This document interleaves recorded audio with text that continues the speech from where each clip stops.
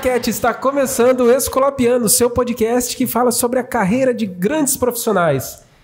E sempre do lado do meu melhor amigo, Felipe, que aceita os meus atrasos. Você sabia que ele aceita. Se você precisa se atrasar com alguém, essa pessoa é o Felipe, porque ele é super compreensivo. Boa noite, Felipe. Boa noite a todos. Dermival, não te acho atrasado, eu te acho extremamente pontual em atrasar.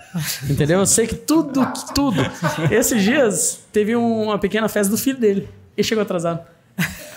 Chegou. Eu tô mentindo? E fala pra eles onde é que era a festa. Na casa dele. Ele chegou atrasado. Entendeu? Então eu já não me assusto mais. Por exemplo, ele mandou uma mensagem hoje falando assim, fala pra ele 19. Eu não confiei 100% na informação. Tanto é que eu não falei pra vocês virem 19. Eu falei assim, estaremos lá a partir das 19. Uhum. Óbvio que chegou a 19, ele não tava aqui. Isso chama relacionamento. Eu não posso... Não tenho know-how pra falar, porque eu sou uma pessoa que não gosta de horário, não cumpro muito horário. Então... O Rodrigo não. O Rodrigo, 19 horas, ele apontou ali, ó. Pontualmente. Até que não tinha nada montado. É por isso que a gente chama um de cada time, né? Mas hoje a gente começa... o nosso terceiro quadro, um novo quadro. Um quadro muito legal. Esse quadro se chama Escolapiando Multi, porque nós temos a certeza que qualquer boa assistência de saúde, ela é feita por uma equipe multidisciplinar. Então, a partir de hoje, nós sempre teremos assuntos em que precisam ser discutidos com uma equipe multidisciplinar. E hoje nós temos uma médica e um enfermeiro. Exatamente. E, inclusive, declaramos que estará aberto aí a sugestões, mas baseado sempre num tema que está em demanda. E uma estatística assim, importante. Que o médico, né? Que geralmente quando salva, o médico é que é importante, né? Se for fazer uma estatística de tempo, delta T mesmo, o médico foi que passou menos tempo com o paciente. Quem estava mais tempo do lado do paciente era enfermeiro, técnico e físio. Exatamente. O médico passou uma visita, tinha alguém no plantão, tinha um plantão hospitalar... Mas aí a gente nota em matemática a importância da equipe multiprofissional. E quem está nos acompanhando mais uma vez? A Bize. Bize Água de Coco. Vocês já conheciam Bize? Não conhecia, Dermival. A Bize Água de Coco é uma família que tem plantações de coco no sul da Bahia e no Espírito Santo. Chegou um momento que eles acharam que eles tinham que expandir para outras pessoas o sentimento que eles tinham em relação ao produto deles. E aí eles criaram a água de coco Bize e colocaram o nome da família. Essa é uma água de coco 100% integral. Ela é captada por microagulhamento a vácuo, que tira a água do coco direto para garrafinha. Não tem contato com ar. É por isso que ela precisa ser mantida refrigerada, tem todos os cuidados. E se você procurar aqui, ingredientes, só tem? Água de coco, ponto. Não tem acidulante, conservante? Não tem. Nada que vai ferir seu rim. Isso aqui, para uma hidratação. Olha.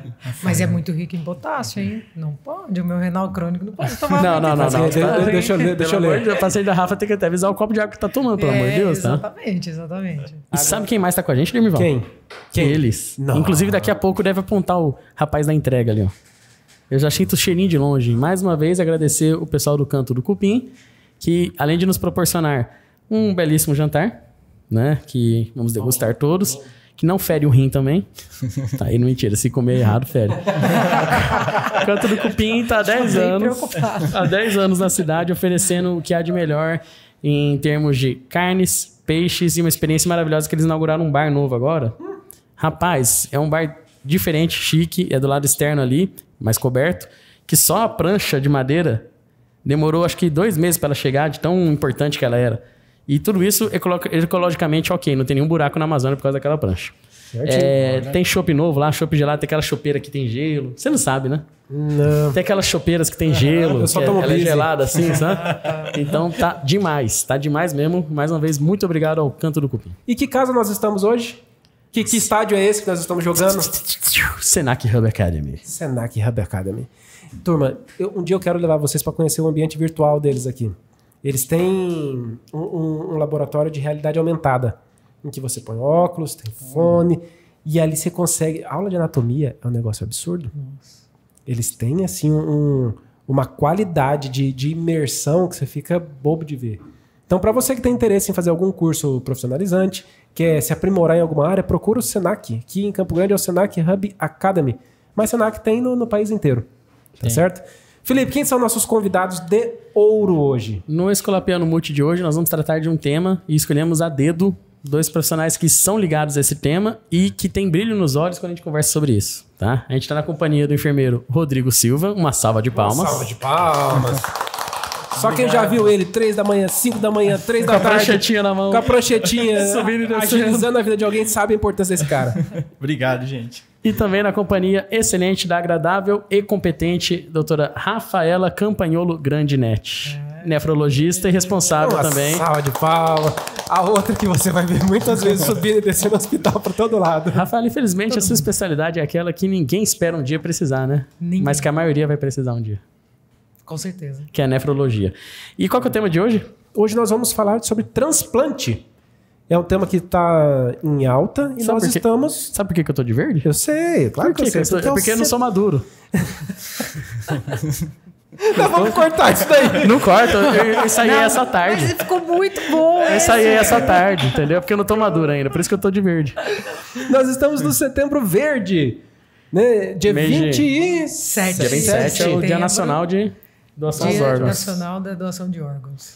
Tá bom. Antes da gente falar de transplante especificamente, eu quero que todas as pessoas conheçam vocês, as pessoas e os profissionais, porque eu tenho certeza que depois de escutar um pouquinho da história de vocês, da carreira, eles vão entender quão sério é a questão de transplante e quão profissional ela é feita em todo o país. Tá? Rafa, pode ser Rafa? Pode ser. Rafa, da onde são suas origens? Onde você nasceu? Eu sou de São José do Rio Preto, interior de São Paulo, mas na verdade eu só nasci lá em São José do Rio Preto e com 1 ano de idade eu fui morar em Paranaíba, interior aqui do Mato Grosso do Sul. Então, na verdade, eu sou meia paulista, meia sul-mato-grossense. E fiz faculdade em Catanduva, que é perto de São José, né? Fiz residência de clínica médica aqui na Santa Casa, em Campo Grande. Depois eu fui para São José do Rio Preto, voltei, era meu sonho fazer residência de nefro em Rio Preto. Meu pai fez nefro lá, fez pediatria lá, né? Estudou lá. E fiz nefrologia. No meio da nefrologia, acabei me encantando pelo transplante.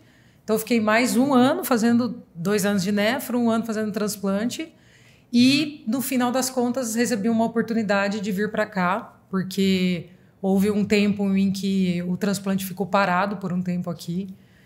Houve uma suspensão das atividades e uma colega, que é a Viviane, me convidou, sabia que eu estava fazendo transplante, me convidou para vir para cá, falou, você topa, vem aqui, começando do zero, pontapé inicial, bora lá. Falei, vamos, Recomeçando né? o serviço. Recomeçando o serviço. E aí, do zero, real, assim, do zero. E aí eu falei, bom, já tinha mais ou menos, eu já gostaria de voltar, né, para cá. E aí surgiu essa oportunidade e aí acabou dando certo, pegando um serviço do zero. Então, assim, um negócio bem desafiador, né, para dizer outra coisa.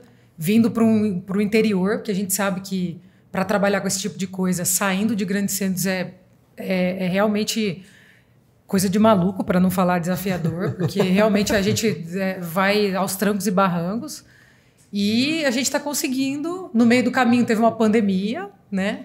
E aí a gente está agora voltando, né? Começamos engatinhando, agora a gente já está andando.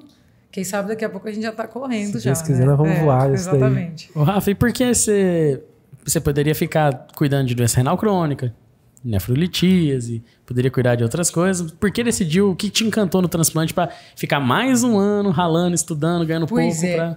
Quando na verdade foi assim, quando eu entrei na residência, que eu fiz na FAMERP, né, no hospital de base.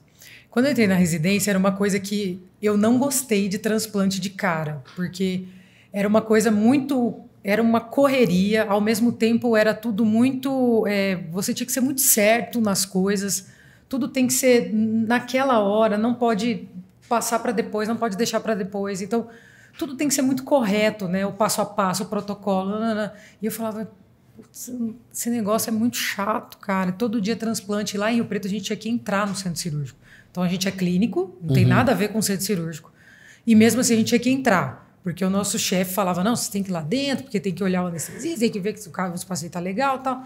E aí a gente... eu falava, pô, não gosto. Mas aí aquele negócio como eu sou uma pessoa muito metódica em certas coisas, principalmente no trabalho, então aquela metodologia começou a me encantar. E eu já ia ter que ficar lá um ano mesmo, porque a minha esposa, ela estava fazendo mestrado. Então, eu acabei tendo que ficar lá. E eu falei, bom, é uma coisa que eu gostei muito. Eu acho que vai me dar uma oportunidade, para onde eu for, de abrir portas para mim. Porque é algo que, se você pegar os nefrologistas, ninguém quer fazer.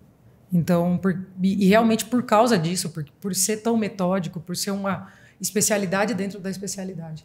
Então, eu acabei ficando, e é uma coisa que eu acho que transplante, na minha opinião, e eu acho que vários colegas também compartem disso, eu acho que é uma das coisas mais vocacionais que você tem dentro da medicina.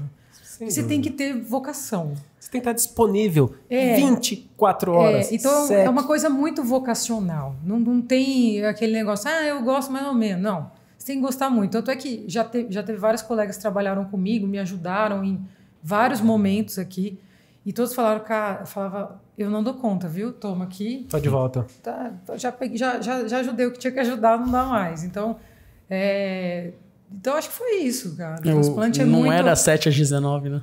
Não, é 24 horas todos os 19, vou bater meu dedo, acabou pra mim. Começa aí, né? 19 começa. E fora o vínculo que a gente acaba... Aí tem o vínculo do trabalho e tem o vínculo dos alguns pacientes que acabam. Então, assim, né? Antes, no início, quando eu cheguei, que tudo estava muito no comecinho, a gente ficava muito ansioso, agitado, das coisas darem certo, errado. Né? Hoje a gente já está um pouco mais relaxado, porque sabe que funciona um pouco melhor. Entendi. Mas eu acho que o transplante é uma coisa vocacional. Não só para nós médicos, né? Eu médica, o Rodrigo vai falar disso. Eu acho que quem trabalha na parte de doação, que aí é sempre um link, né? Um laço entre a doação e o transplante, também para mim é vocação.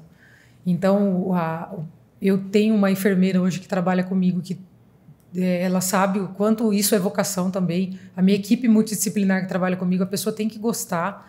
Então, o Rodrigo trabalha com a doação de órgãos e é muito... eu realmente não tenho outra palavra para falar, a não ser vocação. Vocação. Exato. Rodrigo, e você? Nasceu aonde, meu amigo? Eu sou mineiro. Uai, fala com ele agora, né? Uai, sou de que cidade você é? João Molevade, uai. Uai, essa eu não conheço, não. João Molevade, perto do Triângulo Mineiro, uai. Uai, perto do Beraba? Uai, claro. Caraxá, Berlândia. Exatamente. É bom, né? Um família inteira de Uberaba. E eu sou só nascido lá também, igual a Rafa. Só nascido, fui criado na ABC Paulista, Santo André. E aí, com 14 anos, meus pais se mudaram para o interior de São Paulo, Brotas. Minha história é quase parecida com a da Rafa também, né? Brotas, ali eu me formei, ali técnico de enfermagem na época, né? Meu pai é bombeiro, aposentado. E... Tá explicado, irmão de farda, tá explicado. A formação de semente tá explicado. Era o sonho dele eu participar da corporação também, mas nunca minha vocação era outra coisa, né? Vim descobrir depois. Que exige uma disciplina muito maior do que ser militar. Exatamente. É verdade. Hein, depois de técnico de enfermagem, falou, vou dar um passo a mais. Exato. E é só que Brotas, para eu estudar ali, era muito difícil, porque não tinha faculdades ali, né? Então eu tinha que estudar em Bauru. Quem que é o sertanejo famoso de Brotas? Daniel. É o Daniel. Daniel, primo. João Paulo e Daniel. Daniel anda na rua lá de Brotas até hoje, assim, de boa, tranquilo. Eu adoro amar você. Eu cantei essa música pro meu sogro no resort uma vez. Meu Deus! Era bandoquê, a banda tocava a música que eu queria. Eu ia cantar ela pra Paula, mas a Paula foi levar a Cecília a dormir. Aí o cara, só vez agora, eu olhei, só tinha meu sogro. Falei, eu vou cantar pra ele, então. Cantei, tem gravado. Enfim, e em Brotas era difícil estudar. Era difícil estudar, então tinha que ir pra longe, pra Bauru. Aí eu estudei, fiz técnico no Senac, inclusive, também em Bauru. Que legal, cara. E filho do Senac, que legal. Filho do Senac. E aí surgiu a oportunidade também, eu queria estudar mais. Tinha conhecido parentes aqui em Campo Grande, eu já conhecia Campo Grande também desde pequeno. Minha tia morava aqui, meus primos. E aí eu sempre vinha pra cá passear, né? E aí surgiu a oportunidade para eu vir para cá, para Campo Grande. E aí gosto de estudar até hoje, queria estudar também. E aí quando eu vim para cá, eu mandei um currículo para Santa Casa. Com 2 dias eu fui chamado para uma entrevista, vim. E aí eu achei que eu ia trabalhar na enfermagem, cuidar do paciente, né? Pronto-socorro, Assistência tal, mesmo. assistência pesada. E aí a vaga era para trabalhar num banco de óleos. Falei, gente, banco de óleos? O que será que é isso, né? E aí falei, não, topo, vou para Campo Grande. E aí no outro dia vim para Campo Grande. E aí comecei a trabalhar então ali no banco de óleos da Santa Casa, em 2009.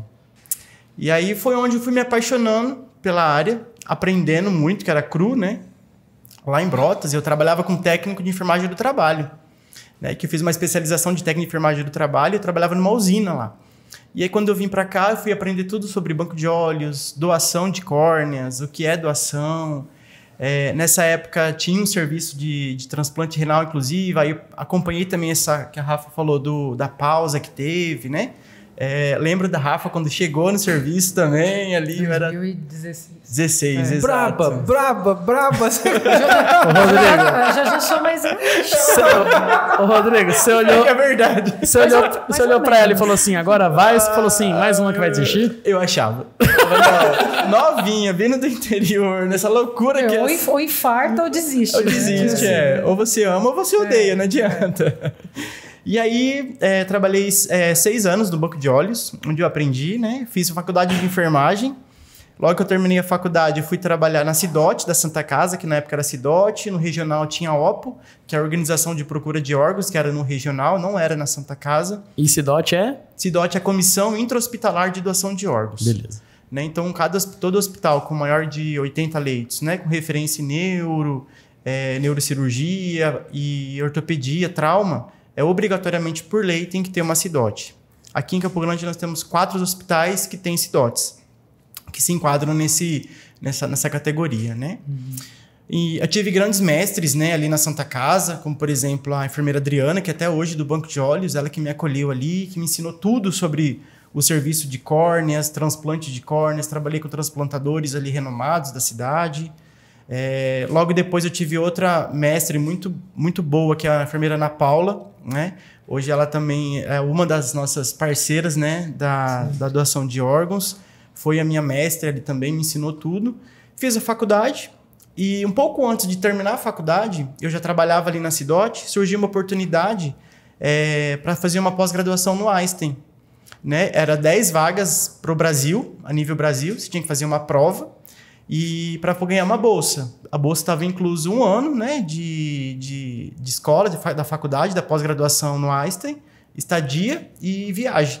Que maravilha, hein? E ela não era em doação, essa parte em doação de e transplante. Aí você ia aprender de vários tipos de transplantes, acompanhar transplante em São Paulo de madrugada, acompanhar todo o processo, né, de doação e de transplante. Foi ali que eu aprendi bastante sobre transplante, vamos supor, que eu nunca tinha visto aqui, né, que é o de pele.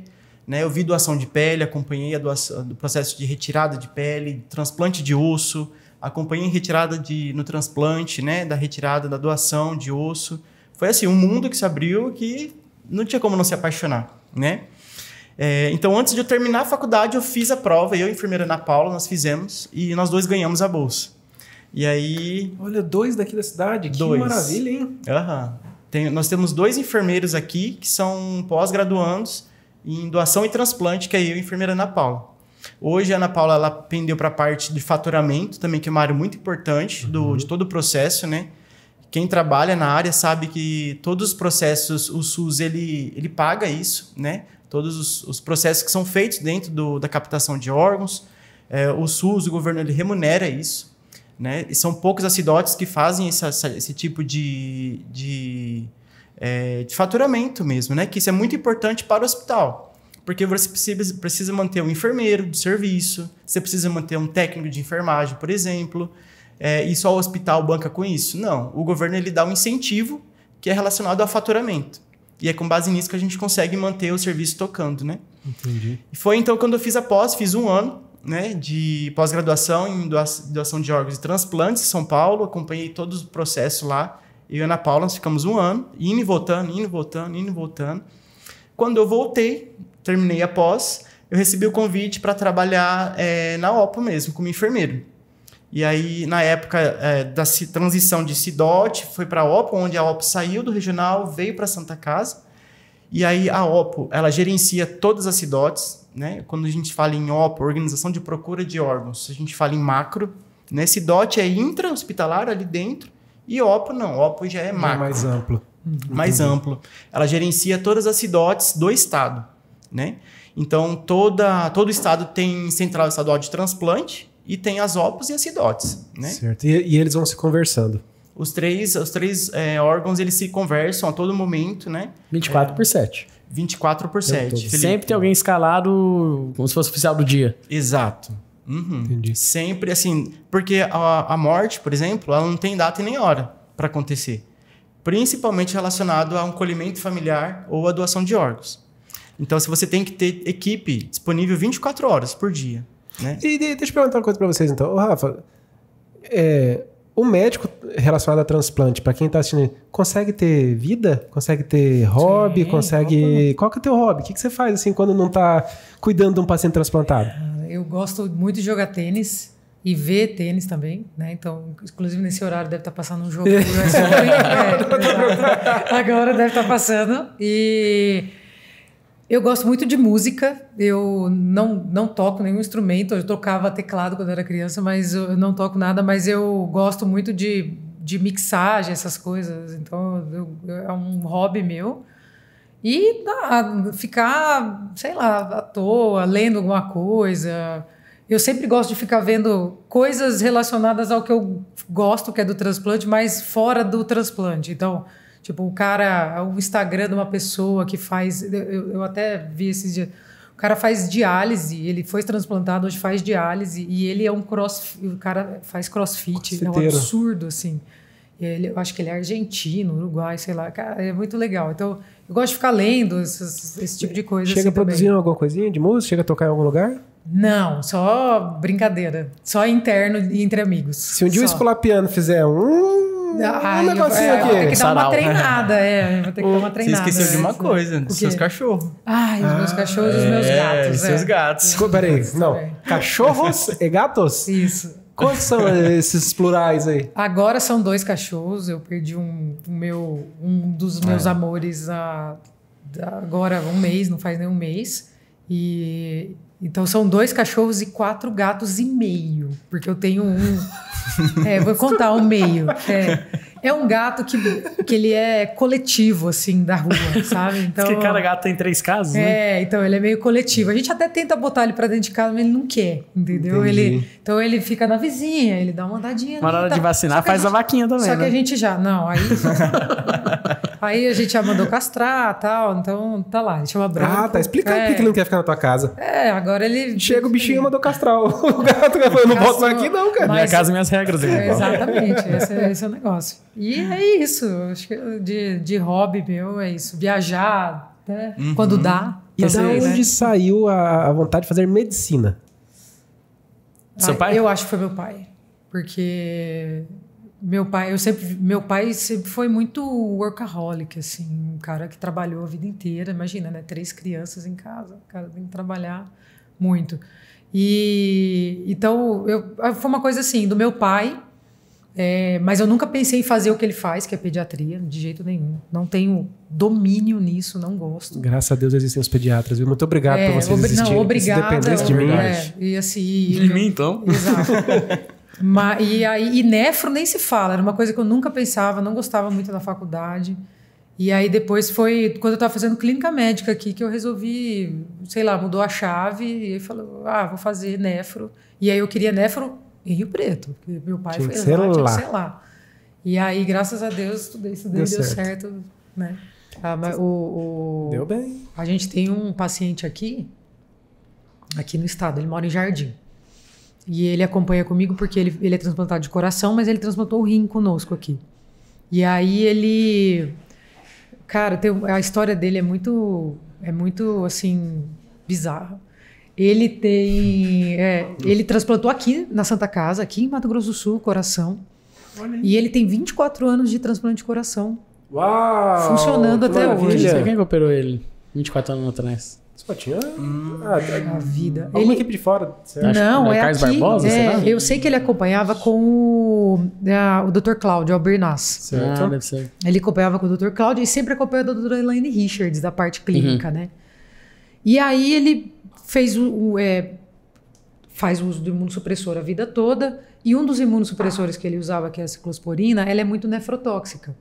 Então ele é bom por um lado, mas é ruim para o outro. E ele entrou em falência renal e diálise. Aqui que eu falo, fora de São Paulo, em São Paulo, todo paciente com transplante de órgão sólido, algum transplante de órgão sólido precisa de outro, lá é priorizado. No Brasil todo, não. Então, tem regras em alguns lugares que tem um número grande de transplante, eles têm algumas regras que são deles. A legislação permite que possa acontecer isso. E aí, quando ele veio para avaliação, eu falei, você não quer ir para São Paulo? Porque provavelmente você vai sair mais rápido esse rim para você. É complicado, eu moro no interior, minha família... Não. E a história do coração dele, eu vou contar do rim, ele transplantou, no final das contas entrou aqui na lista e a gente transplantou o rim, ele tá bem. Tá acompanhando em Brasília com a equipe de Brasília, porque o coração já tá ficando velho, né? Tem um tempo útil de vida, 24 anos. E quando ele transplantou o coração, todo doador falecido é um doador que eticamente a gente não conta quem é o doador para a família. Então isso é uma coisa moral e ética, né? Que legalmente a gente não faz. Se a família vai atrás, ou não sei o quê, aí já é outra conversa. Outro universo. É o que a gente vê hoje, por exemplo, do Faustão, que achou, ligou o A com o B, a linha, e achou. Acontece isso, né? Porque sai a notícia no jornal, aí sai a doação no outro dia, um transplante no outro, aí fala, é esse que caiu da moto, é esse. E aí, ele achou, e não sei de que forma, o cara que doa, a família aqui, né? Que doa o coração. E aí ele foi procurar a esposa do cara para agradecer. Chegou lá, um amor à primeira vista. Nossa. Tá de brincadeira. Tô falando, tá casado com a mulher até hoje. Uau! E ela amava aquele coração. Amava o coração. E assim, ela ama aquele coração, né? São muito companheiros os dois. Muito companheiros. Muito, muito, que muito, legal, muito. que história muito. bacana. História muito bacana. Muito bacana. É de arrepiar, né? Não, eu confesso pra você, legal. eu tava esperando um desfecho ruim na que você tava contando. Não. Aí você vê plot twist total, pum. Caraca, cara, que legal. É muito, muito legal. E até eu pergunto pra ele, falo assim, mas tipo aí, é assim, como foi? Aí ele falou, não sei, na hora assim, eu tive uma explosão. Puf. Aí eu falo, entendi. Tá vendo? Uma prova de que o amor está no coração. É isso. Que legal. Cara, tem mais coisas entre o céu e a terra que a gente não consegue explicar. Né? Exatamente. Rodrigo, e você? Eu conheci o Rodrigo, eu era plantonista da área vermelha, na Santa Casa. Né? E plantonista tá lá na escala, de manhã, tarde, mas ele sempre tava lá. Toda hora ele tava lá. Eu olhava no corredor, lá vem o Rodrigo, eu saí, lá vai o Rodrigo. Falei, cara, esse cara, será que ele é residente aqui, né? Mora aqui? E a pranchetinha na mão. E a pranchetinha, o jaleco impecável. O O jaleco... que você tá fazendo aqui? A hora que ele aponta, o dia que eu descobri a função dele falar no meu plantão, não. Vai morrer ninguém. Você consegue ter vida, você consegue ter hobby, fazer alguma coisa fora? Eu vou surpreender vocês, hein? Lá vem. Eu vou surpreender vocês. Além de cozinhar doce, o meu hobby primeiro é Muay Thai. Ô, louco. Rapaz, se tivesse... Na hora que for fazer o quiz, eu ia errar. Muay Thai. Qual é o hobby do Rodrigo? Fica com a canela roxa. Cara, eu faço Muay Thai há um bom tempo, muito tempo. É a minha válvula de escape. Sério, cara? 3 vezes por semana, Muay Thai. Meu esposo ainda tentou me levar pro CrossFit, que ele tá crossfiteiro agora, mas não vai. É Muay Thai. Legal. E o meu segundo hobby é cozinhar, fazer doce. E tá ali um hobby que... doce gostoso, hein? Cara, não tem uma pessoa que fala um A diferente de sensacional do brownie que você É incrível, não né? dá. É incrível, né? Qual que é a tua especialidade? Brownie. Brownie, eu adoro fazer brownie, bolos, né, relacionado a isso. Eu aprendi a falar. Ele gosta de patisserie. Patisserie.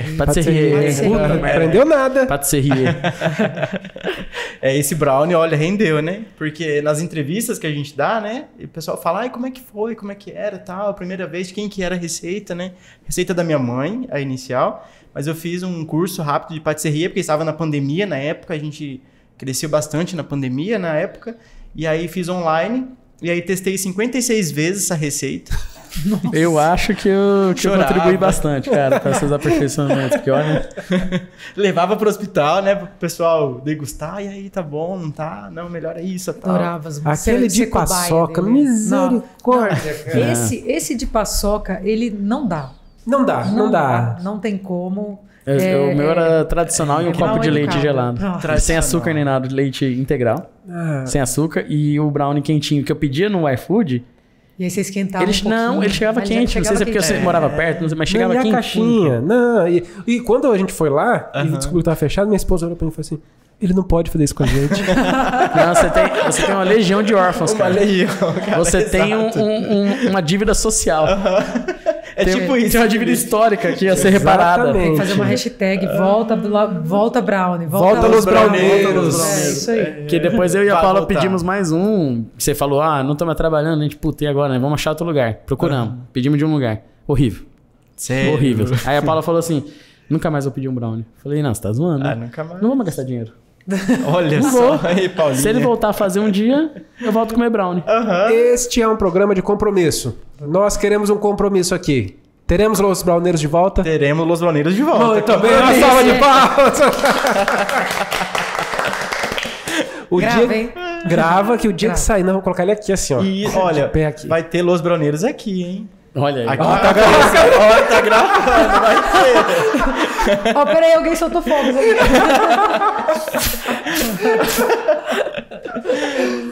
Demais, cara, que bom. Poxa vida, a gente fica feliz porque assim, ó, além de vocês serem... Agora eu entendo a vocação, né? Uma atleta super disciplinada e indo por esse caminho. É que nos bastidores ela falou que quase profissionalizou o handball.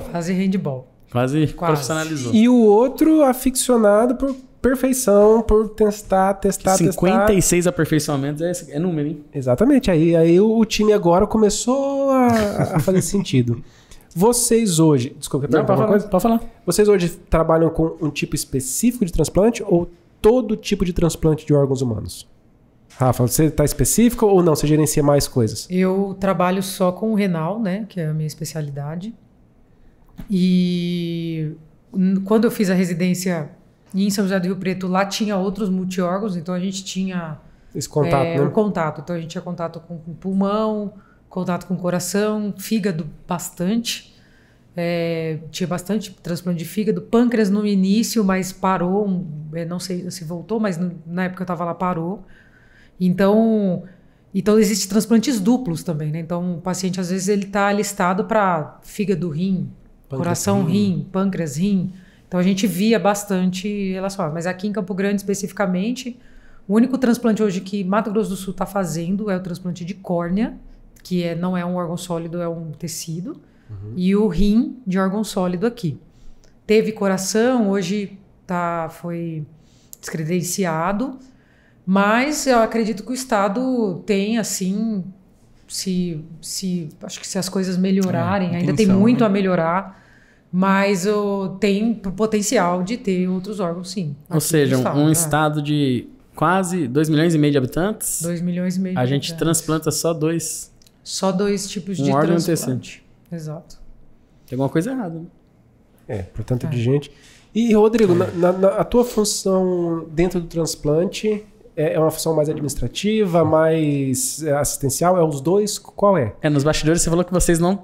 Em teoria, vocês não se relacionam, porque um é o transplantador e ele é o captador. Eles são de órgãos que, em teoria, não se relacionam. O nosso relacionamento, na verdade, é meio em off, né? Exato. A gente se conversa, mas... Eu até propus, você quer sentar do outro lado, Rodrigo? Quer confrontar? Somos grandes amigos. A equipe do transplante, ela tem um relacionamento que é informal, né? Com a equipe da captação e avaliação. a gente se conversa porque nós somos amigos e a gente quer que o processo que começa na captação e termina no transplante flua bem. Exato. Então, mas a gente não pode, ninguém, tanto é que ninguém de equipes de transplante pode estar em equipes de captação de órgãos, porque isso gera um conflito de interesse. Então, não pode. É isso. Então, o que a gente tem é essa conversa informal, mas não há... Um browniezinho de vez em quando. Exatamente, um cafezinho, né? Reclama dali, reclama daqui, por aí vai, né? Eu costumo dizer que não tem transplante se não tiver o mundo da doação, que são mundos diferentes, né? A gente aprende isso muito na prática, né? Que existe o mundo da doação e existe o mundo da doutora Rafaela, que é o do transplante. Então, não existe um transplante se a família não autorizar a doação, né? Eu sou especialista, eu trabalho até hoje na parte da doação. Não me vinculo muito ao transplante para não haver algum conflito de interesse, né? Que nem a doutora comentou, a nossa conversa é mais informal mesmo. Rodrigo, né? O paciente está estável, né? Tá estável, tá usando droga vasoativa. Pode me mandar um exame para a gente checar, ver se tem alguma coisa alterada ou não tem algum horário marcado? Doou a família só para a gente se programar, né? Só para a gente saber se vai ter ou não vai ter. Então, é mais para a gente desenrolar realmente o processo posteriormente a isso. Né? E a parte da doação tem vários pontos altos, pontos chaves, né? Primeiramente é a família.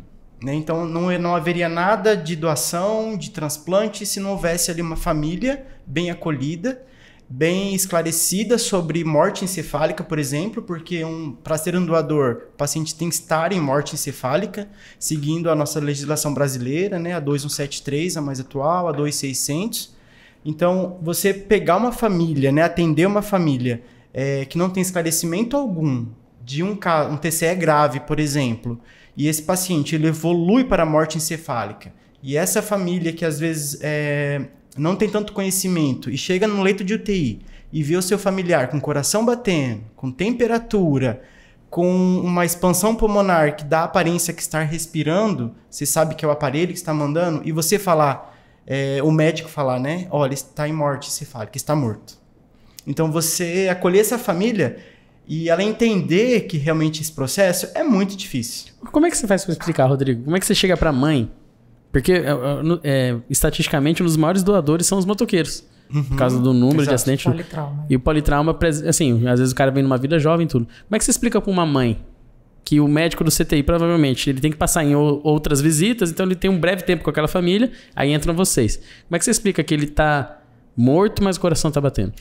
Na verdade, é ao contrário.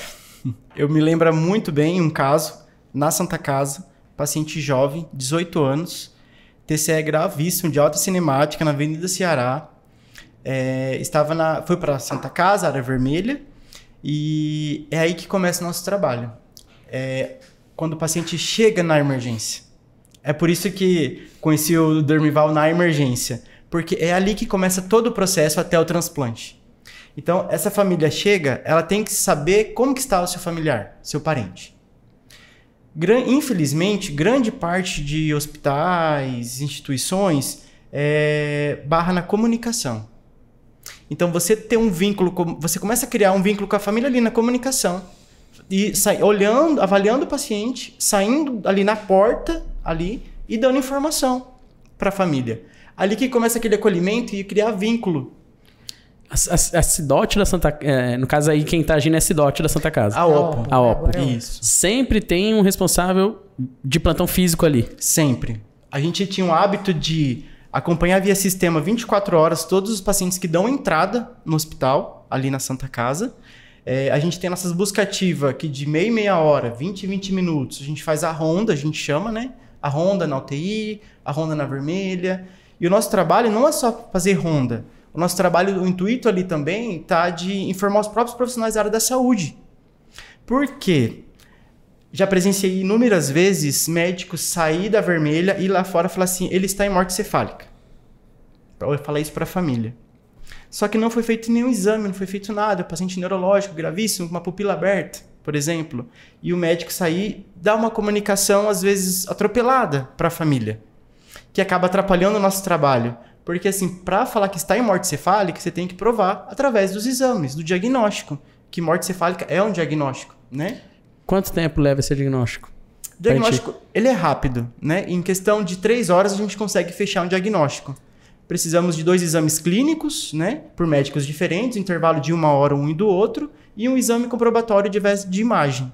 Uma arteriografia, um Doppler transcraniano. Então eu tenho que ter 2 profissionais separados que avaliaram aquele paciente e eu tenho que ter um exame de imagem que prove que não está tendo fluxo de sangue, não está chegando sangue no cérebro do paciente. Exatamente. Exatamente isso.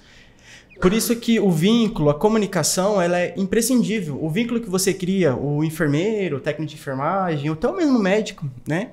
Que cria com a família ali, através da comunicação, é imprescindível para o resultado final, que é o transplante.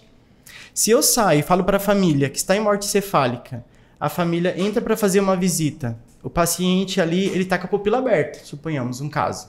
E aí ele começa a apresentar movimentos. Reflexos, né? Reflexos. Seja um reflexo de Lázaro, por exemplo, que é um reflexo medular. Já aconteceu isso comigo. Comigo também. Também, né? A mãe foi pegar o filho pelo pescoço e ele levantou a perna. Só que o médico lá fora falou que ele estava em morte cefálica. Para você desmistificar isso para uma família, às vezes não consegue. Não vai. Não, explica vai. Gasping no SAMU. Quando a gente tiver no SAMU, na casa do paciente que entrou em PCR, tenta explicar o Gasping. Não tem como explicar. Você tem que esperar o Gasping acabar. Sim. Senão você... Primeiro que você não vai desassistir, né? Segundo que vai parecer que você deixou lá. Ô, Rodrigo, qual que é... Existe uma... Você teve esse treinamento com psicólogos? Você teve uma parte do seu estudo todo para trabalhar com isso, que envolve a psicologia dessa captação, vamos assim chamar? Porque, cara, você tá provavelmente no pior dia da vida de alguém, pedindo pra esse alguém... Escuta, vai acontecer uma coisa péssima na sua vida, nas próximas horas, e eu queria saber se você tá disposta... Se esse paciente comentou, se a sua familiar comentou, se é doador, como é que você introduz isso?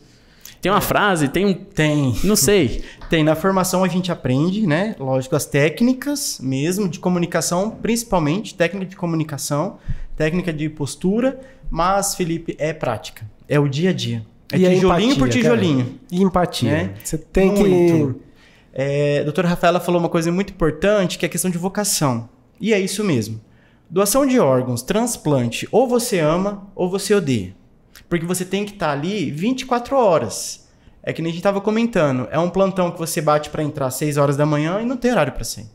Cansei de sair, de bater às 6 e dar às 6 horas da manhã do outro dia. A gente está com a família. De estar frio ali, por exemplo, no hospital. A família não ter para onde ir. Acolher dentro da sala da OPO, por exemplo, ou do Macidote. E ficar ali com a família do lado. Fazendo visita, acompanhando. Então, assim, não, é um processo que não tem hora para começar, mas não tem hora para acabar. Eu imagino o Rodrigo, às vezes, abordando durante um plantão dele uma família, e o desfecho ainda não terminou, ele tem que sair, alguém substitui o Rodrigo e perdeu a linha lá, porque era aquele rapaz que está desde as 8 comigo. Exatamente. Aí ele perde todo o trabalho que ele fez, imaginei isso. Deixa eu desmistificar uma coisa aqui. A presença da OPO na sala vermelha, talvez ela vá na contramão do transplante. Porque eles pressionam tanto a gente para melhorar os cuidados daquele paciente, que o paciente precisa estar redondinho. Então, você como plantonista, você está ali sabendo que tem uma equipe que está em cima de você para que melhore. Hidrata. Cadê? Já saiu a urocultura? Já fez a gasometria? Vamos melhorar esses parâmetros? Eles ficam em cima.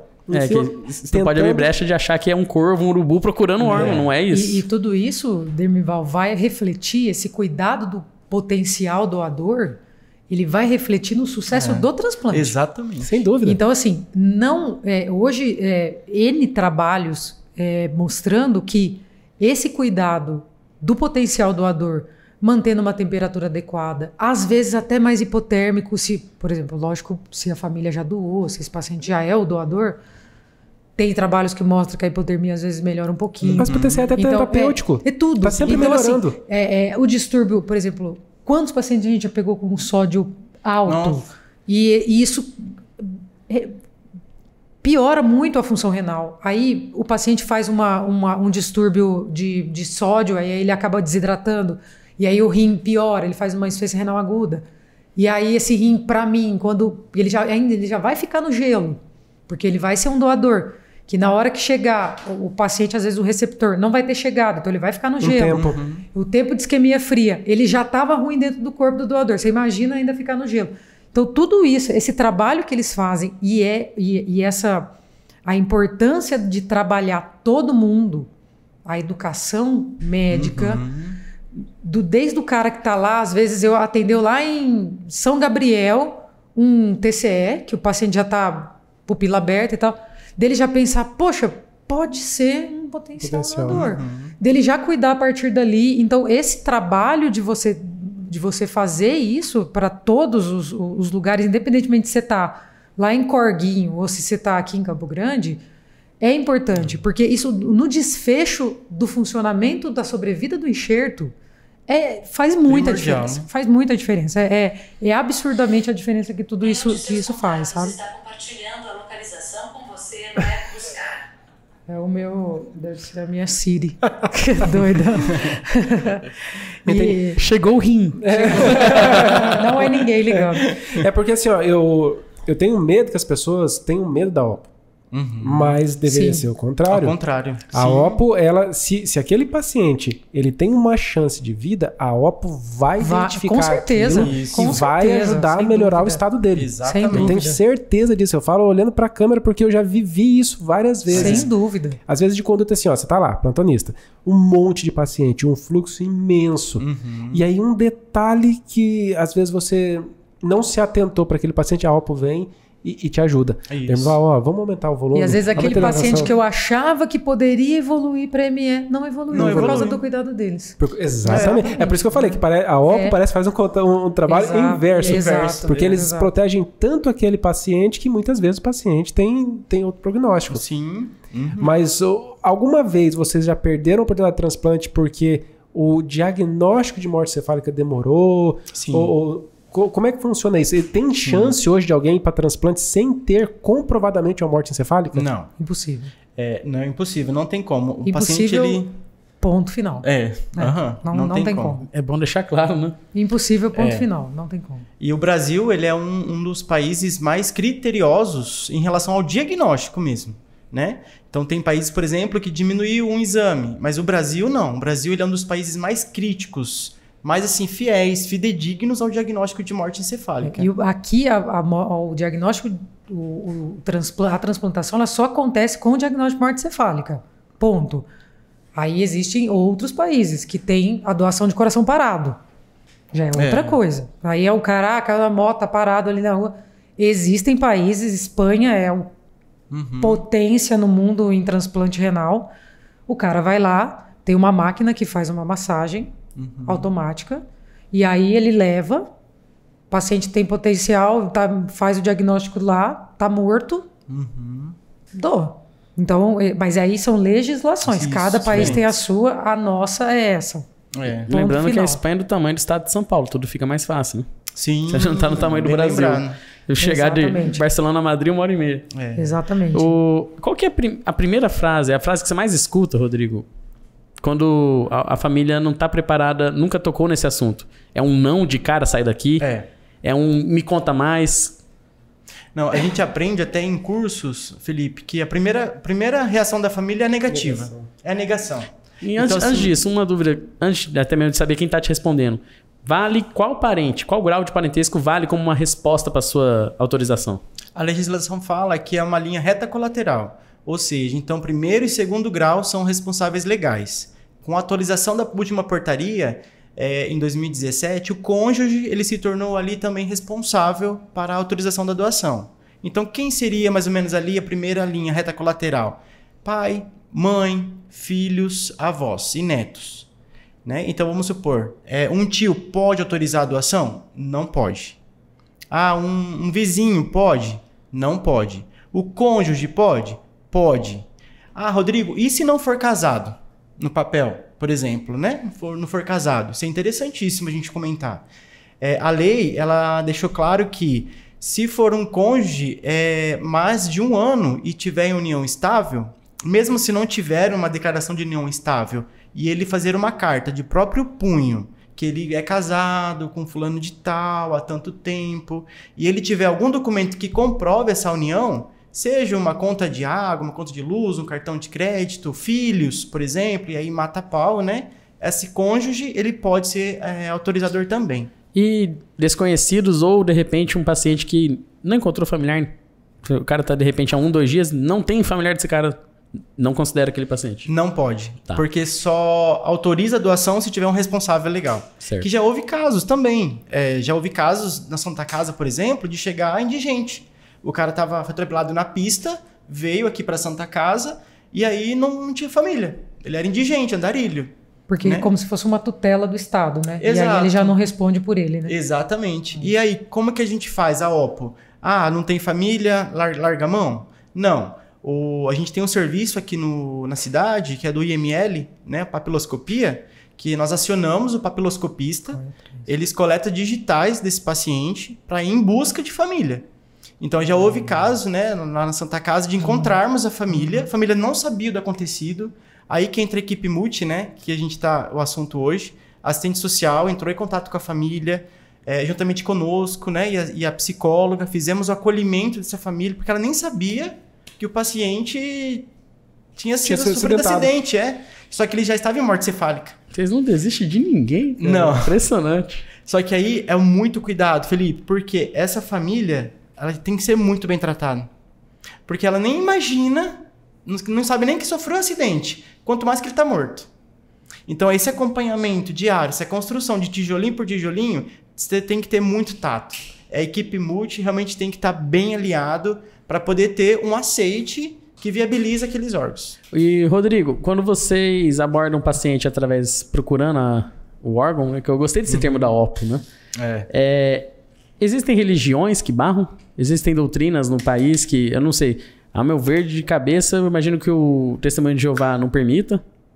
Permite. Permite a doação? Permite. Olha aí, Uhum. Sabia não. Achava que bloqueava por causa do... E também aceita órgão. Não Exato. sabia, mas e a A transfusão de sangue já é um Não, outro... tudo bem, o tipo... São outros Eu achava doutrinas. que justamente essa impedia a outra. Na nossa cabeça é uma coisa fácil de entender, mas na cabeça de quem... E o Rodrigo pode falar com propriedade, porque a mãe dele é A testemunha minha mãe de Jeová. é testemunha de Jeová. Então, Eu era testemunha de Jeová também. Então, assim, realmente eu já avaliei pacientes para transplante, mas eles também não têm uma explicação muito, assim, lógica. Mas Deve ser tem algum muita trecho lógica, na Bíblia né? que eles interpretam dessa maneira. Exato, A Bíblia com a fé deles está relacionada ao sangue. Ponto. Exato. Isso a gente respeita conforme eles acreditam. Exato. Mas que bom saber. É uma informação nova, não sabia. Tanto é que a minha mãe, ela acompanha com a doutora Rafaela também, né? Por conta do rim, porque ela fez cirurgia cardíaca. E aí, assim, a cirurgia cardíaca dela foi sem sangue. Foi através da ECMO, foi sem sangue. Uau. Hoje ela faz acompanhamento, né, com a nefro também, devido a esse problema aí. Mas, assim, eles são fiéis mesmo. São na risca, né? Mas, respondendo sua pergunta, Felipe, a religião hoje, algumas vezes atrapalha, sim. Mas os líderes religiosos, eles apoiam o ato da doação de órgãos, né? Existem, sim, algumas pessoas que não sabem diferenciar muitas vezes. Já peguei recusa familiar porque acreditava que aquela pessoa ia voltar sem o órgão dele. E assim, quando se fala de religião, a gente não é neutro, né? Então a gente prefere aceitar uma negativa do que a gente insistir e a gente respeita, né? Lógico, a gente tem uma entrevista de resgate, chama. E aí, se você vê que realmente aquilo é o que a pessoa acredita, ponto final. Mas tá aí o diferencial, cara. Vocês acolhem independente. Né? Exato. Acolher uma família que negou também é uma forma de acolhimento. Eles também estão sofrendo. Né? Ô, Rafa, tenta explicar pra gente assim, qual que é a felicidade de receber um órgão? Uma pessoa hoje em regime dialítico, qual que é a obrigatoriedade dela ficar presa à máquina de hemodiálise, em média hoje? A diálise e a diálise em si, que são 2 métodos, que é a hemodiálise e a diálise peritoneal, são tratamentos para a doença renal, assim como é o transplante. Certo. Então, hoje a gente tem 3 modalidades para tratamento de doença renal crônica. E o transplante faz parte desse tratamento. Então, é importante falar que o transplante não é a cura da doença renal, ele é um tratamento. E hoje, os estudos mostram que quando bem indicado, quando esse paciente tem indicação a um transplante, é o melhor tratamento porque a qualidade de vida melhora, isso discutivelmente não, é muito melhor. Necessariamente todo paciente que faz diálise tem que transplantar? Não. Tanto é que são terapias, como eu falei. Então, se a pessoa não quer transplantar, é um direito dela não querer transplantar. Ah, mas ela pode viver muitos anos? Pode. Eu conheço paciente que tem 30 anos de diálise, faz diálise e nunca transplantou. É lógico. A hemodiálise vai levando esse paciente a um sofrimento e a estigmas e a consequências, vai levando. Vai depender muito desse cuidado do paciente ao longo do tempo. O transplante, ele vai acabar dando uma oportunidade de uma vida quase parecida com a normal, vamos dizer assim, né? Não precisa ficar preso à máquina, ele pode comer, ele pode... Restrição hídrica melhora? Não, nenhuma, vida normal. Vida que segue com todas as orientações que a gente precisa dar. Atividade física, não fumar, dieta e tudo mais. Esse paciente transplantado, Rafa, ele tem alta? Ou ele todo ano tem que estar Não tem alta porque é um tratamento. Todo ano com você? Ou todo 6 ano não, meses? de 3 em 3 meses eles vêm com a gente. O primeiro ano é um retorno mais breve, principalmente nos primeiros 3 meses. Então, pós-alta eles vêm toda semana, depois eles vêm de 15 em 15 dias, depois mês em mês, até completar um ano, né? E por que é um tratamento, não é a cura? Porque eles têm que tomar remédio para o resto da vida. Certo. Esse remédio é um remédio chamado imunossupressor, o qual ele vai fazer com que o nosso corpo, que está recebendo um órgão, e o corpo dele está recebendo um órgão que não é dele, faz com que o sistema imunológico do corpo não reconheça aquilo ali como não dele, não ataque naquele momento e não cause a rejeição, que é o que a gente chama a inflamação e a rejeição. Então, esse imunossupressor ele vai acabar agindo em certos sinais ali no sistema imunológico, fazendo com que ele se acomode com aquele órgão ali, vamos dizer assim a palavra, né? Ele se acomode com aquilo. Só que o paciente ele tem que ter ciência de que a tomada das medicações ela tem que ser necessária. E no horário correto, no dia correto, de forma correta, sem esquecer. Porque o esquecimento periódico faz com que o corpo comece a fazer algo que a gente chama de rejeição crônica. Ele não vai fazer agudamente ali, mas cronicamente, um rim que poderia às vezes durar 20 anos, vai durar 5, porque a pessoa não toma a medicação de forma correta. Esse é o maior desafio hoje, eu acho, do transplante. O transplante renal é muito imunogênico. Então, ele é um dos órgãos que mais rejeitam, né? Vamos dizer assim. Então, hoje, o grande desafio é fazer com que o transplante consiga durar o máximo de tempo possível, né? E hoje a gente tem drogas que chegam a esse nível de durabilidade de 30 anos, às vezes, de transplante renal. E assim, o Rodrigo, ele tá lá na ponta. Ele tá entrevistando a família, ele tá confortando, ele tá... Mas você vê o negócio, a mágica. Como é que você consegue expressar o que um paciente... Como é que os pacientes te contam? Como é que é essa mudança de... Posso dar uma sugestão? Claro. Pergunta, Dormival, pra ela a alegria que é quando ela liga pro paciente. É ela que liga pra falar, olha, saiu o rim. Assim, não sabia. O nosso serviço, então funciona assim. A partir do momento que a família doa, né? Vamos explicar todo o processo. A família doa, assina um termo de doação.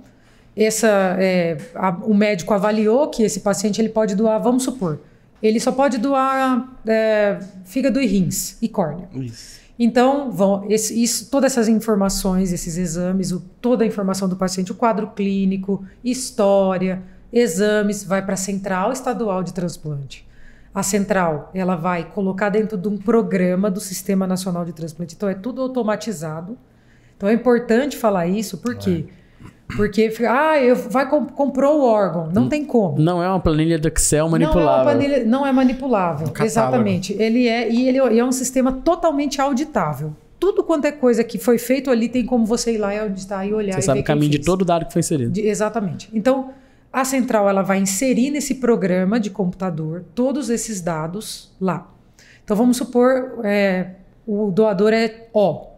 Então, a tipagem sanguínea é quem manda na lista. Então, o tipo O vai sair para o tipo O. Ele vai inserir todos aqueles dados ali e vai inserir um exame chamado HLA. O HLA é um exame genético, ao qual o rim ele roda por essa compatibilidade genética. Então eu brinco que é tipo como se fosse uma tabela, tipo um bingo, vamos supor assim, um campeonato brasileiro. Quem soma mais pontos é o primeiro da lista. Certo. Quanto mais compatibilidade HLA você tem, mais pontos você soma, mais você é o primeiro da lista. Então não tem, minha posição é a 30 da lista. E é importante falar que não falar fila, falar lista. Porque ela é dinâmica, vamos dizer assim, né?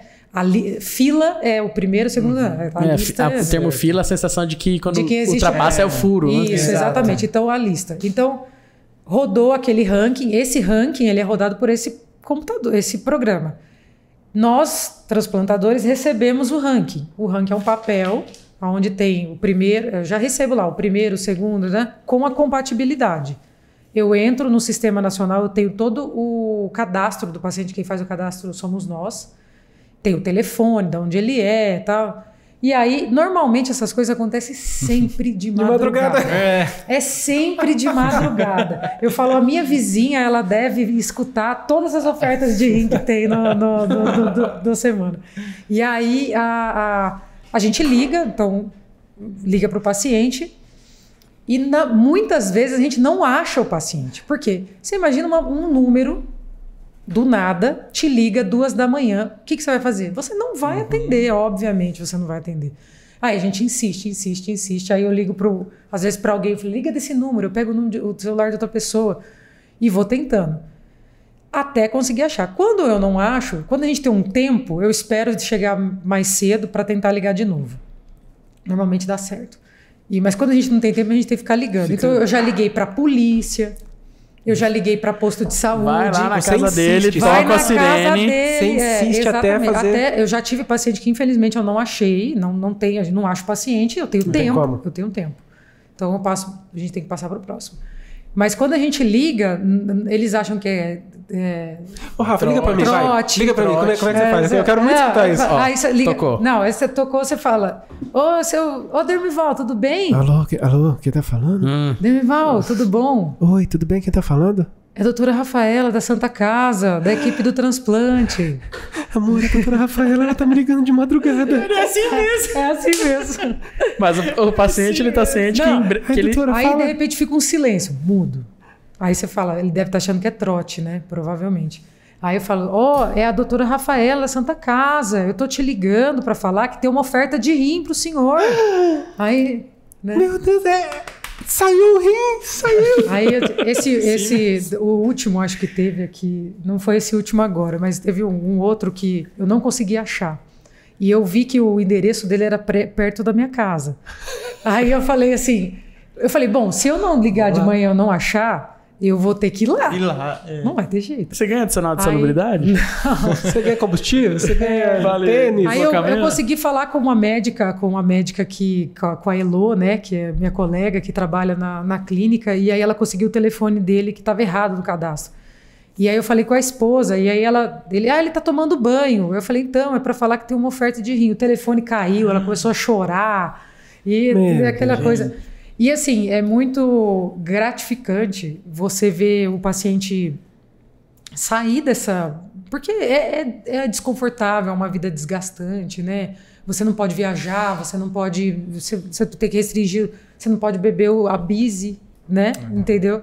Então, é muito legal é muito gratificante, enche muito o coração. Então, por isso que eu falo que é muito vocação, porque... Você vê ele sair daquilo ali, de repente ele sai feliz, com o rim funcionando. Quando ele faz xixi, nossa, ele tem paciente que não urina nada.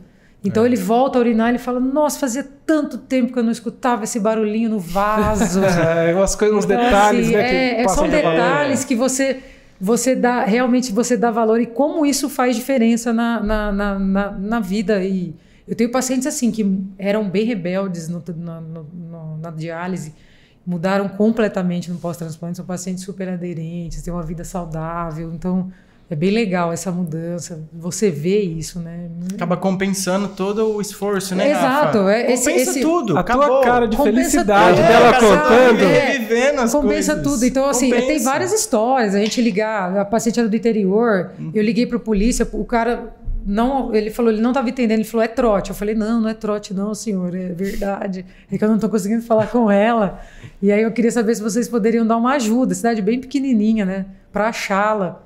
Aí ele, tá, tipo, né, ficou meio assim. O cara não sabia o que fazer, né, mas é muito, o transplante e o rim, ele tem um diferencial, porque o paciente renal crônico, ele ainda tem uma terapia que substitui o rim, que é a hemodiálise, né? Diferente de outros órgãos, muitas vezes. Fígado, exato. Fígado, coração. Fígado, coração pulmão. e tudo mais. Então, por exemplo, falando do caso do Faustão, né? Que eu acho que é importante falar da priorização, do porquê que a pessoa foi priorizada. Então, lá na legislação, que o Rodrigo falou, na portaria 2600, em todos os módulos de órgãos, existe critérios de priorização. O rim tem critério de priorização, o coração tem critério de priorização, o fígado tem. Então, todos têm. Se você atinge aquele critério de priorização, quem que prioriza? É a equipe? Não, a equipe vai mandar para uma câmara técnica. Então, nós falamos de conflito de interesse. A gente vai passar para o SNT, que tem uma câmara técnica. A câmara técnica vai aprovar ou não a priorização. Ele vai enviar de volta a priorização e esse paciente é priorizado por 30 dias. Então, é de se esperar que em 30 dias saia um órgão. Então, não é, nossa, saiu super rápido. Tá priorizado? Normal. E Rafa, numa lista de priorização, o fato de eu ser o primeiro não significa que aquele órgão que saiu vai ser para mim. E o fato do órgão que saiu ser compatível comigo também não significa que eu vou conseguir usar naquele momento. Exatamente. Porque, apesar de eu estar grave, eu tenho que aguentar a cirurgia. Exatamente. Acho que foi o caso do Faustão. Que a equipe médica do primeiro falou, não dá pra gente fazer agora. E o que acontece na lista do rim também de várias formas. Por exemplo, nós temos uma quantidade enorme de pacientes na lista. Então, eu não sei da vida de todos, eu não consigo acompanhar. Eu consigo acompanhar, às vezes, o paciente que eu conheço, que eu dou plantão na hemodiálise da Santa Casa. Então, eu sei do cara que está dialisando na Santa Casa. Agora, o que está dialisando em outras clínicas aqui, eu não sei da vida dele. Se ele está com câncer, se ele descobriu um câncer, se ele está internado não sei aonde, paciente infartado. interior, né, Rafa? Eu não sei. Então, eu dependo muito do colega ser, né, generoso comigo e me passar essa informação. Então, e por isso que quando a gente liga, a gente pergunta, a gente tem uma tabelinha de perguntas que a gente faz. O senhor teve febre? Checklist. Né? Um checklist. O senhor teve febre nos últimos 10 dias? Não. O senhor está tomando clopidogrel, apixabana e tal? Não. Então pergunta, o senhor tomou vacina?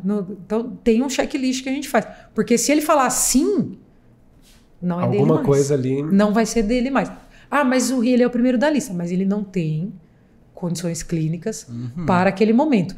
Às vezes, no coração, que a maioria dos pacientes estão internados grave, dentro de UTI, uso de droga vasoativa, às vezes necessitando de diálise, quem vai decidir não é a família dele, se ele é técnico, então é o médico que vai... Ele vai olhar e vai falar assim, não, agora... O cara tá com ECMO. Não, agora ele não aguenta. Então eu vou passar pro próximo. E o tempo de isquemia do órgão não dá para esperar ele. O tempo de isquemia do órgão não dá. Principalmente coração. Coração, 4 horas. O rim é quanto, Rafa? O rim é desejável 24 horas. Legal. Mas a gente, lá em Rio Preto, nós já fizemos um transplante com 48 horas. Pegou. Deu certo. Sim, demorou muito para funcionar. Mas é desejável que seja 24 horas. Existe uma máquina hoje de perfusão em que você coloca o rim dentro da máquina e ele trabalha como se fosse pulso, né? Como se fosse um coração mesmo, onde passa um líquido de perfusão, onde ele mantém aquele órgão viável por muito mais tempo. Que legal, hein? Então você consegue, por exemplo, eu não tenho cirurgião para fazer hoje, mas eu tenho para amanhã cedo. Então eu consigo colocar ali. Então essa máquina é uma máquina, por exemplo, que o Einstein difunde muito, eles têm lá, né? Então talvez seria um propósito essa máquina da gente conseguir aumentar os transplantes no interiorzão. Mato Grosso do Sul, Mais Rondônia. tempo. Eu não consigo fazer tantos aqui porque a minha equipe é reduzida. Então custa caro a máquina, principalmente os insumos da máquina. Então, por que não ter essa máquina para a gente poder aumentar o número? Então, isso é o estudo custo-benefício econômico que a gente tem que ter nesse meio do caminho, né?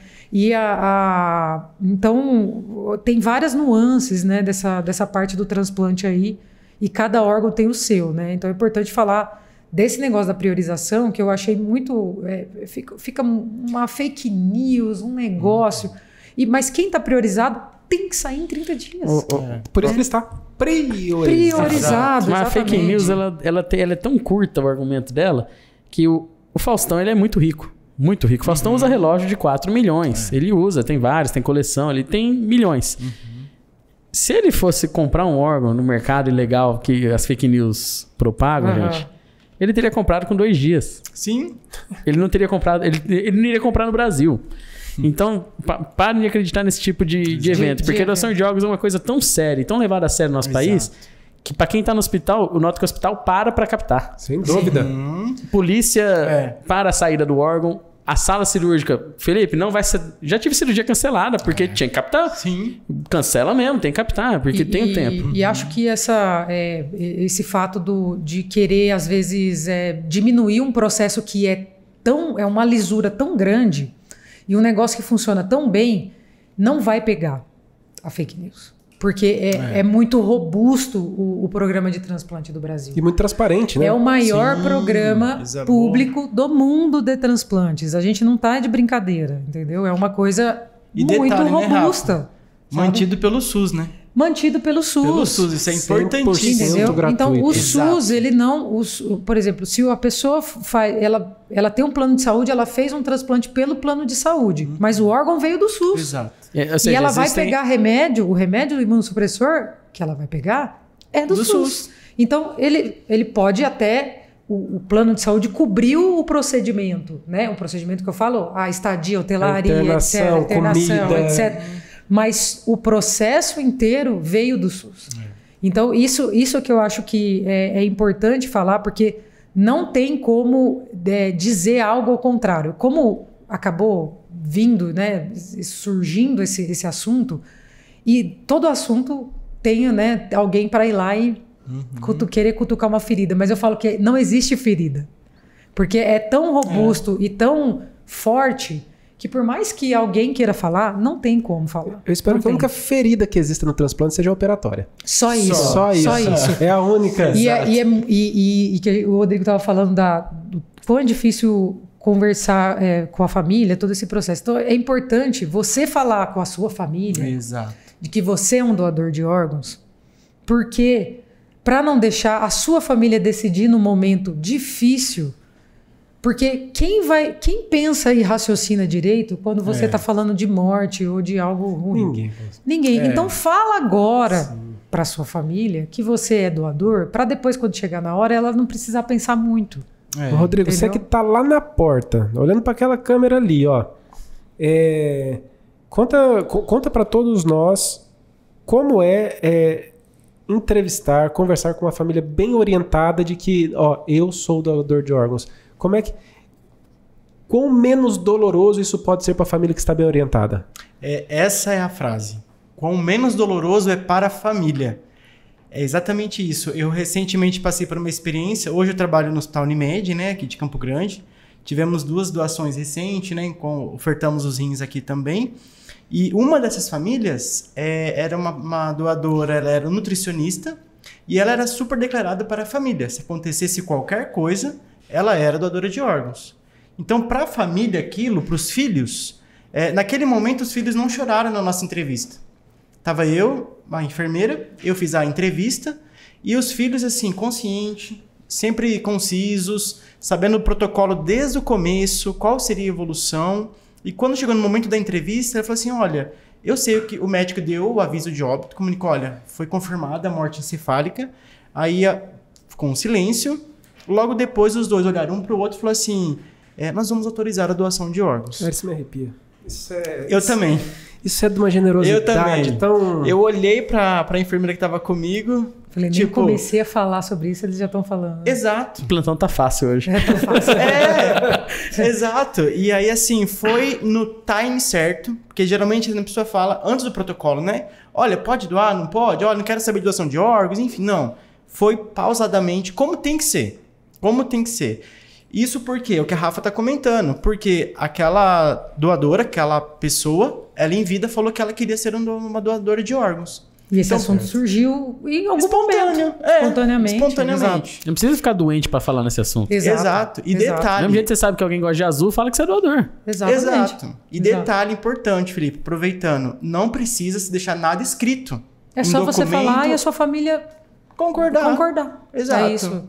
Que é o que a gente chama de doação consentida. Exato. A presumida é aquela que você tinha que colocar Antes. no documento, etc. Isso. Que presume-se que você é doador até que você diga o contrário. Exato. Né? E importante ressaltar e respeitar também, é aí que entra a nossa ética, né? Há famílias que são doadores e a família que também, muito pelo contrário. Sim. Que, olha, não sou doador. E tá tudo bem. É uma decisão pessoal. Lógico que nós lutamos para que todos sejam doadores de órgãos, para ajudar outras pessoas. Mas há casos também que já peguei família, olha, ela falou que quando ela falecesse ou acontecesse algo, ela não queria ser doadora de órgãos. Tá tudo certo, tá tudo bem também. Isso até para a família também se torna mais fácil, mais fácil. De levar. Eu estava falando para o Rodrigo que eu estava ontem lendo o Registro Brasileiro de Transplante e o nosso, o número, a porcentagem negativa Brasil, 49%. Uau. É grande, né? É muita Metade. coisa. O Mato Grosso do Sul é 64. Ano passado foi 73, né, Rodrigo? 73 ano passado. 73 de ano recusa. passado, 64 esse ano. Esse ano. Mas tem uma outra discussão que eu até estava escutando um podcast do pessoal dos transplantes, né? E esse negócio da fake news do Faustão é um negócio tão raso, né? De ficar discutindo isso, paga, não paga, passa na frente, não passa na frente, que isso é tão raso, que hoje a discussão maior que eu acho que a gente tem que colocar na mesa mesmo, de governo, né? E falando de tudo, de nós mesmos, por que não temos mais centros transplantadores? Ou por que a gente não consegue interiorizar mais esses centros de transplante? Por que a gente não dá oportunidade para todo mundo transplantar? Por que só o cara lá de São Paulo consegue mais, o de Curitiba, o de Minas, e o que está aqui não tanto? Rafa, é mais déficit físico, estrutural, hospitalar mesmo, de ter um UTI e tudo mais, ou técnico? Os dois, Felipe. Meio a meio. Meio a meio. E assim, como o processo do transplante é um processo complexo, é difícil às vezes de quem, até mesmo você é médico, enfermeiro, de entender o processo. Então só quem está no dia a dia disso entende, entendeu? Então, você imagina o cara que é prefeito, governador, que não é formado nessa área, enfim, não sabe nada. Então, é difícil você fazer ele entender isso. Então eu acho que o déficit hoje é estrutural. Então, não adianta só ter o hospital. Dentro daquele hospital, eu preciso ter uma estrutura que contemple tudo aquilo ali. Então, por exemplo, como é que eu vou ter transplante renal que só funciona com biópsia? Eu só tenho diagnóstico com biópsia. Eu não consigo fazer transplante se eu não tiver um hospital que faça biópsia. Então, pronto, já parei por aí. Então, a gente não consegue dar essa estrutura. E técnico, que é aí que entra a vocação. Quem quer fazer transplante? Quem quer trabalhar com transplante? É muito pouca gente. E ainda mais sair do São Paulo. Do grande centro. Do grande centro. Não estou falando de São Paulo, porque São Paulo é onde transplanta mais. E vir pro interior. Então, você tem que ser muito... Você tem que estar muito envolvido. Exato, entregue, né? Quando você chegou, Rafa, e disse vocação, aí eu entendi perfeitamente. Aí eu entendi eu acho que e as coisas acho que só vão, a discussão vai crescer mais a partir desse momento. E eu vejo hoje quem trabalha com isso, a BTO, Sociedade Brasileira de Nefro, o pessoal da parte do transplante, eles tentam trabalhar bastante isso, de tentar interiorizar mais. Hoje a gente tem a tutoria do Einstein, a Santa Casa tem a tutoria do rim do Einstein, que também nós concorremos e ganhamos, né?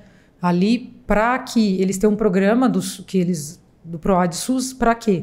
Para fomentar pequenos centros fora dos grandes centros, então interior, ou hospitais que ou pretendem começar a ter transplante a pensar, ou que já fazem e melhorar a estrutura. E no também. nosso estado, que é um estado considerado de interior, todos os traumas graves drenam para cá. Exato. Eu acredito que as secretarias de saúde municipais deveriam estimular mais o transplante, Porque, querendo ou não, quando algo muito grave acontecer, esses pacientes vão vir parar aqui. Ah, mas na minha cidade não tem transplante, mas eu já posso falar sobre isso. Exato. Com certeza. Deus o livre um dia isso aconteça, eu sei que eu vou vir parar num grande centro, e esse grande centro pode dar a possibilidade para outra pessoa de ter uma vida melhor. Exatamente. Sim. E mesmo aqui em Mato Grosso do Sul, Dermival, a gente tem cidades do interior que tem grande potencial, tanto para doação quanto transplante, que é o caso de Dourados. Por exemplo, que é uma macro-região aqui do estado, que nós temos centro ali, nós temos profissionais ali, nós temos ali hospitais, o Hospital da Vida, por exemplo, que vai os traumas para todo o Hospital da Vida. Né? Nós tivemos inúmeras captações dentro do Hospital da Vida. Se deslocamos os hospitais até lá. regionais, né, que pegam os traumas, precisam estar assim, parrudos nesse sentido, porque infelizmente o trauma grave é uma epidemia. Infelizmente vai acontecer, já é uma endemia, né? Já é comum acontecer.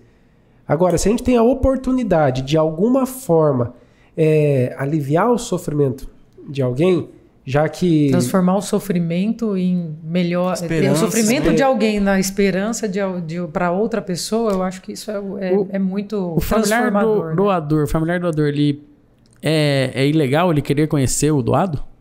Não é que é ilegal. Não tem nenhuma lei que fala que proíbe. Porém, é que nem a doutora comentou, a lei hoje ela tenta proteger tanto a família que está doando e a família que está recebendo. Porque, infelizmente, estamos no Brasil, onde existe muita coação, existe muito ganho secundário. Exato. Então, tem pessoas que não sabem lidar com essa situação, infelizmente. Então, eles... às vezes querem procurar e aí não, sei lá, tá passando uma dificuldade financeira. Exato. E aí vai lá e se sente no direito de cobrar alguma coisa. Você ficou com o rim do meu marido, o coração do meu filho, enfim. Entendo. Então, legalmente não tem nada escrito. Exato. Mas a zelam gente, por uma proteção de eticamente, dados. a gente tenta... como se fosse uma lei de proteção de dados mesmo. Assim. Aproveitando, igual o Rodrigo fez, da importância de se discutir isso em casa, eu queria que também, olhando para aquela câmera, você reforçasse a lisura do processo. Quão é importante a gente defender o processo de transplante em que ele é um processo limpo. Íntegro. Eu acho translúcido. Que como eu falei, o transplante no Brasil é uma coisa tão íntegra, vou usar a mesma palavra que você falou, robusta, já tem anos de história, é um dos, vamos dizer assim, dos países que tem o processo mais íntegro e mais cheio de, vamos dizer, picuinhas para se passar, que é impossível que alguém possa pensar em que possa acontecer esse tipo de coisa, você passar na frente, ou enfim. Nós que trabalhamos com transplante, a gente tem uma ética muito grande. Todas as pessoas que eu conheço, acho que eu não conheço ninguém que trabalha com transplante que não tenham essa vocação e, ao mesmo tempo, essa legalidade e integralidade na alma de trabalhar com isso. É lógico que a gente queria que todos transplantassem, mas a gente sabe que o processo funciona de uma forma em que existem leis e regras, mas a gente torce para que todos os nossos pacientes consigam transplantar. Então, eu acho que a gente tem que defender o nosso SUS, o nosso sistema de transplante, que é muito... orgulho. Eu acho que a gente tem que ter muito orgulho, porque é um super programa de transplante. Sensacional, cara. Que sensacional. Felipe, eu tô extremamente satisfeito com essa conversa de hoje. Acho que deu pra eliminar qualquer aresta, né? Não tem como. Assim, primeiro, conhecendo essas feras, né? Conhecendo eles e vendo a paixão com que eles... Se a gente deixar, nós vamos entrar aqui à madrugada. Ixi, entra, hein? Falando sobre transplante, porque realmente é vocação. Eu já os admirava pelo que eu via, né? Via o Rodrigo o dia inteiro no hospital, mas não sabia, por exemplo, que você às vezes tinha que passar do horário para conquistar a sua trajetória ali. A Rafa, você acha que eu ia saber que a Rafa que liga a Rafa contando? Então, assim, a minha admiração por vocês dois e por quem trabalha também com vocês só cresce. Agradecer demais a presença e a disponibilidade de você estar explicando para as câmeras a importância desse tema, porque se depois desse episódio a pessoa ainda acha que o Faustão comprou, que existe um mercado ilegal no Brasil, que eu vou pagar para furar a fila, aí é melhor nem se inscrever no canal, pode ir embora mesmo. Não precisa ouvir mais nada de novo. Não é coração. Não é o nosso público. E claro que a Bizi mandou pra vocês um pequeno brinde numa caixinha de isopor. Olha, que legal. Muito obrigada. Obrigado. Bom, eu só tenho a agradecer a vocês pelo convite. E principalmente, né, com muito orgulho, realmente, para falar. Até eu falei com a Rafa ontem por mensagem. Rafa, como é bom a gente falar do que a gente ama, né? Ela é maravilhoso. Então, assim, realmente é isso. Agradecer o convite, a oportunidade de estar disseminando esse assunto. É um assunto que a gente precisa realmente disseminar mais, falar mais, que é doação de órgãos, que é transplantes, né? Falar um pouco da nossa realidade aqui no estado. E aproveitar também dizendo que nós, agora dia 27 de setembro e dia 28, a gente vai estar fazendo uma ação lá no hospital, né? No Hospital Unimed. Primeiro que vai ser uma ação para agradecer as famílias que já autorizaram a doação de órgãos, beneficiando os pacientes também transplantados, onde vamos inaugurar o Jardim do Doador. Então, legal. Nós vamos já convidamos 2 famílias nessas últimas 2, e dos últimos 10 processos anteriores, famílias que autorizaram a doação, implantar uma gardênia, que representa ali esperança, em agradecimento à família, e ao paciente, né? Então a gente vai chamar o primeiro nome, por exemplo, ao João, agradecimento ao João. A família vai plantar aquela gardênia. Se puder, chama a gente que a gente vai estar lá. A gente vai lá. Será legal. E eu garanto que a Bizi também. Nossa, legal. Que legal, bacana. Vou fazer o convite, então, vou estender. Sem dúvida. E aproveitando a doação de órgãos, que é o dia, a gente não podia deixar de falar de doação de sangue. Então, nós fizemos uma parceria com o Hemosul. Então, no dia 27 e 28, o Hemosul vai se deslocar até o laboratório da Unimed, onde vai ser coletado bolsas de sangue e cadastro do Redome, né? Para a pessoa atualizar o cadastro e também fazer a doação, né? Que a doação é uma coleta, né, de 10 ml de sangue. Da medula, né? Da medula, isso. Então, vamos matar 3... Esse eu já sou cadastrado. É cadastrado? Então, essa ação que a gente vai fazer em agradecimento e alusão ao Dia Nacional da Doação de Órgãos. Bom demais. Eu queria agradecer também a oportunidade. Eu falei por mensagem para o Rodrigo, a gente estava com sede de falar sobre isso. Que massa, que legal. Porque começa a sair essas notícias e a gente vai ficando ansioso e querer explicar. Não, peraí, deixa eu explicar direito, eu quero falar, deixa eu falar, que não é assim. Então, eu quero agradecer a oportunidade de vocês, muito legal. Gostei bastante aqui. Hoje, Rafa, o Instagram nosso alcança 25 mil, 30 mil pessoas, né? No algoritmo. O nosso objetivo é, um dia que a gente vai alcançando 300 mil, trazer vocês dois de novo para falar tudo de novo. Repetir os cortes. Eu vou até fingir surpresa nas histórias de novo. O quê? Ela se casou com o recebedor? Não! E falar de novo da importância de falar da doação, de falar com a família, de quebrar o tabu, né, do não quero falar que sou doador porque não quero falar de morte, mas morte é uma coisa, é a única certeza que a gente tem na nossa vida. Né? E os impostos. Exatamente, exato. Os impostos dá pra pular. E eu quero também fazer um convite dia 26 de setembro na Santa Casa, vai ter também várias palestras falando sobre doação. Esse ano a gente vai focar no transplante renal. Uau. A gente vai ter vários pacientes falando a história da sua vida, lá de como que era fazendo diálise e tudo mais. Eu até olhei a data, 26 eu tô lá na Santa Casa, dar um pulinho. Então vai ser, que tá todo mundo convidado, vai ser lá no José Carroceiro? No José Carroceiro. E estamos à disposição quando vocês quiserem. Gente, onde é que nós encontramos a doutora Rafaela? Instagram, consultório, onde que a gente pode te encontrar? Meu Instagram é Rafa Campanholo, @Rafa Campanholo. Eu trabalho basicamente inteira na Santa Casa. Agora também tô no HU, né? Tô de parceira com a Paula lá também. E... Não segurei o riso. Paula é complicado. É a primeira dama. Paula é a primeira dama. HU é complicado. Mas a gente ainda dá umas risadas lá, né? E atendo consultório na Davita, aqui também. Clínica Davita? Clínica Davita, exato. Certo. E você, Rodrigo? Meu Instagram é Rodrigo25, Rodrigo Silva 25. Me encontra na academia. Muay Thai 3 vezes na semana. Muay Thai. Exato. Já nem vou brigar tanto mais com você. E eu sou enfermeiro na Unimed, sou de 2 setores, toco 2 setores lá. Da MTN, que é da terapia nutricional. Então trabalho junto com as nutricionistas. E também toco a Cidote lá do Hospital Unimed, né? Então minha vida é lá dentro. também. A gente só sai à noite, né? Mas estou à disposição para tirar dúvidas, né? Prestar esclarecimentos. Acho que é muito importante trocar essas ideias, ter essas conversas. A nível de Campo Grande, pode ser que um dia você se esbarre com o Rodrigo no Hospital Unimed perguntando de familiar seu. Né? E espero na próxima degustarmos, será né? que vai ter? Eu queria, se eu tivesse poder de subir uma hashtag, eu subiria volta nos brownies. Sabia que não ia ficar sem. Volta. Você que gostou desse papo, siga, curta, compartilhe. Isso daqui é informação de qualidade, isso daqui é informação de utilidade pública. Eu tenho certeza que você não vai se arrepender de compartilhar o que realmente é bom. E eu quem acompanhar todos os episódios sabe que eu sou meio quinta série, eu sou imaturo, mas eu tenho maturidade suficiente para saber a importância da doação. Eu sou doador declarado, avisei meus pais, meus irmãos, minha esposa. Assim que minha Cecília entender, já vou avisar ela também. Então, doe órgãos é o maior ato de amor que você pode ter. Até porque vai levar o quê para baixo? Tchau, gente. Obrigado. Valeu.